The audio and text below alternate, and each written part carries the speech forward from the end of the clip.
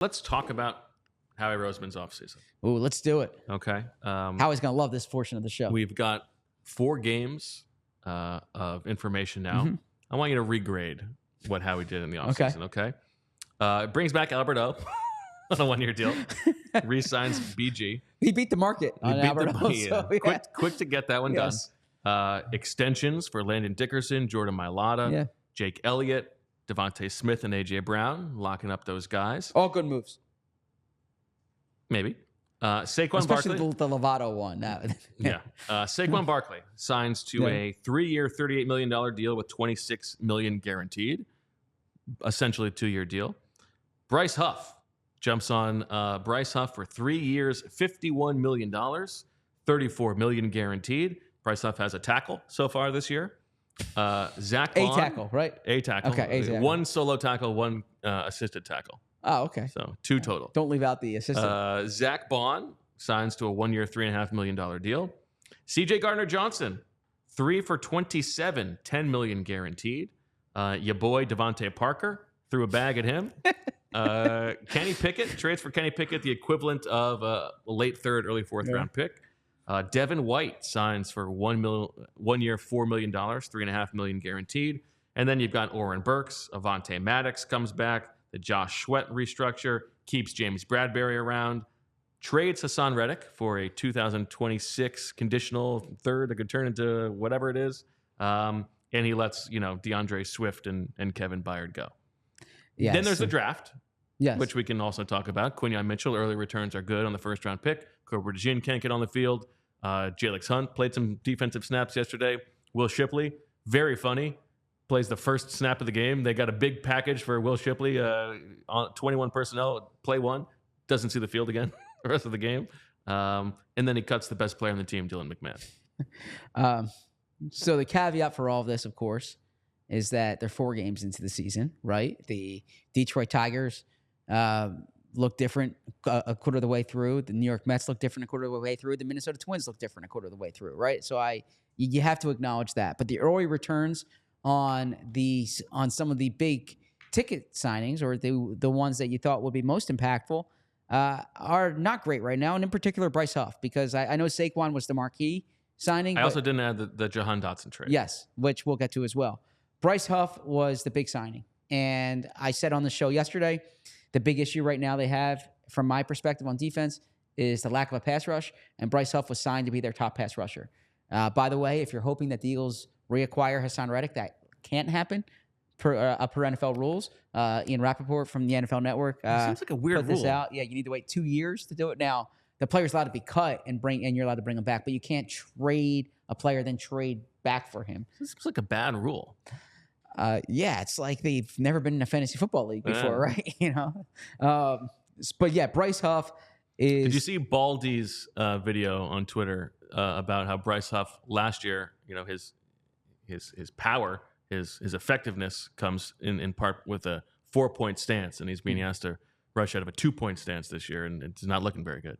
That's all part of the free agent process, right? Yeah. You're projecting. I mean, Howie once said something to me that the big challenge in football is that the third baseman for the Yankees can play third base for the Phillies, but the defensive, the pass rusher for the Jets can't necessarily go to become the pass rusher for the Eagles. Like there's more scheme and technique that are put into this. And yeah, I mean, the Bryce Huff signing so far looks like a disaster.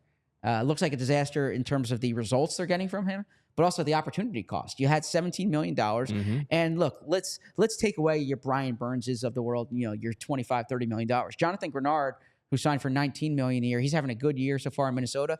I think 4 sacks, I think, through the first 4 games. That's the best defense, or it's one of the best defenses in the NFL right now. He's someone who in our quackatology can set an edge. What's that? Can play against the run. Yeah, sitting in this room talking about free agents. Yeah, he's someone you really liked, and he was coming off a productive year, and he had starting experience. Yep. There are other edge rushers we can kind of get into, but Bryce Huff was someone that they clearly identified and targeted, and it has not worked out. And whether Vic Fangio wasn't totally on board or whether they saw in the summer, and I know a counter that I might hear behind the scenes is that, well, Hassan Reddick didn't look like Hassan Reddick early on during his time there. I thought Hassan Reddick, even though he wasn't getting sacks, he was like making productive plays. Bryce Huff isn't even making productive plays. We've gone through Devin White. That's clearly a miss. Now, Saquon Barkley, I give them credit there. Saquon's been one of the best players in football. Frankly, Saquon Barkley and Derrick Henry have been two of the most consequential free agent signings in the NFL this offseason. And so maybe it makes teams reevaluate the running back market, at least on the high end. But those guys have been really good. He did good. Howie did a good job finding Becton and Bond. I forgot about Becton. Yeah, Becton and Bond there.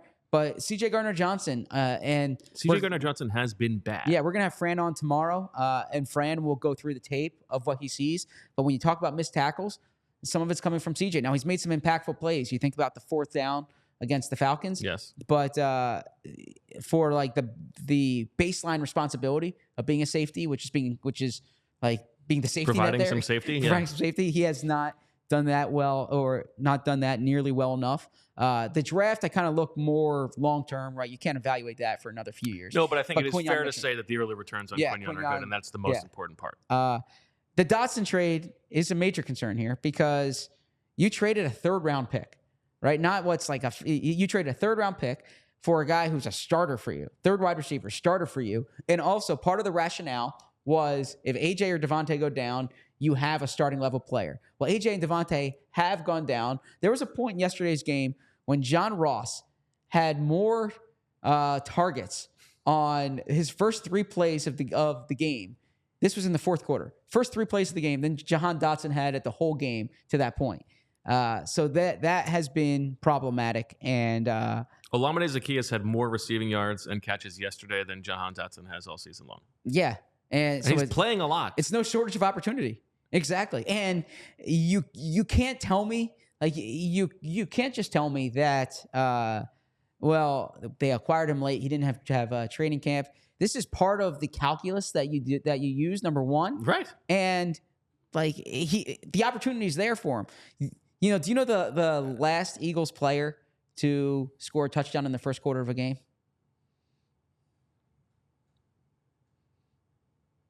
I don't know. Jack Stoll? No. Come on. Oh, nice. Julio Jones. I know you wish you could. I know you wish you could. Julio Jones. And I bring that up because like you can sign guys off the street and get like the production you're getting from Jahan Dotson right now. Well, I tweeted it last night. Yeah. They're over the last decade, okay, the last 10 NFL seasons, there have been 679 wide receivers who have run at least 100 routes over the first 4 games of the season. In terms of yards per route run, Jahan Dotson is 678th of 679. That's the production they're getting. That's what they traded a 3rd-round pick for. Yeah. And now, again, some of that, I do believe that some of that is on Jalen Hurts. And there is a thing about Jalen Hurts where he just does not like throwing to the guys who are not his top options. I think some of it is on the coaches, and absolutely some of it, and probably most of it, is on the front office for making this acquisition. Like, you know what? And so when you look at the offseason as a whole, even though Saquon looks great, and Saquon has been arguably and probably the best player on the team, are they getting their money's worth from Saquon? Because he has been awesome, but they're not leaning into him on offense enough. And you talk about the opportunity cost. If they had spent $6 million on a running back, would they have signed Grenard instead of Huff and Noah Brown or whoever else, and somebody else? And would that have been a better use of resources? Maybe. I mean, Saquon's moving the needle for me. So and also, but also to be fair, the Saquon, like it works if he has 2 years like this. True. That's true. Right. And yeah, time is an ally for everything here. And we will have a better idea on Dotson as time goes on. We'll have a better idea of Saquon as time goes on. But we can only operate with the information we have right now. And Dotson has been a major disappointment, especially when you consider the price they pay. And by the way, I don't want to say I was sold a bill of goods because it is a legitimate thing, but I kept hearing on the record and behind the scenes how valuable that 3rd-round pick was. And next year's draft is going to be loaded. It's like 2 classes in one, right? And they're really going to hold that 3rd-round pick. And you were right all along. You're like, they're going to use this 3rd-round pick to upgrade the roster, and they did it before the season. That 3rd-round pick is a real valuable piece. And we'll see how Dotson materializes here. Yeah, I mean, right now, Jahan Dotson wishes he could beat Quez Watkins. That's in terms of production. That's what the Eagles are getting. When you frame it that way, yeah. I mean, Quez, yeah. And the Huff thing, I mean, it is borderline shocking because you actually look at Howie Roseman's track record. The one place where he has really consistently been better than the league has been big ticket free agency. Because Absolutely. usually the league does very poorly at that. And his track record there is outstanding. Yes. And so to completely whiff, which is what it looks like right now, what they've done on Bryce Huff, I mean, it's debilitating for them. Yes. And it was a day one target. It wasn't the type of thing, you know, Howie always says that a big part of free agency is like not just spending because you have the money, you know, like the DeMarco Murray thing happened because that wasn't their day one plan. It was, you know, this was when Howie wasn't in charge, but DeMarco was kind of lingering. They had money left over, and it's like, all right, let's go here. Howie tries to make informed bets, and so the day one guys, that's their plan going into it. That's what they spent a month and a half preparing, actually longer than that, typically preparing for that. And so for it to see it materialize the way it has through 4 games, I think you hit it on the head. It's got to be vexing Howie in a considerable way. We all silly like the mayor.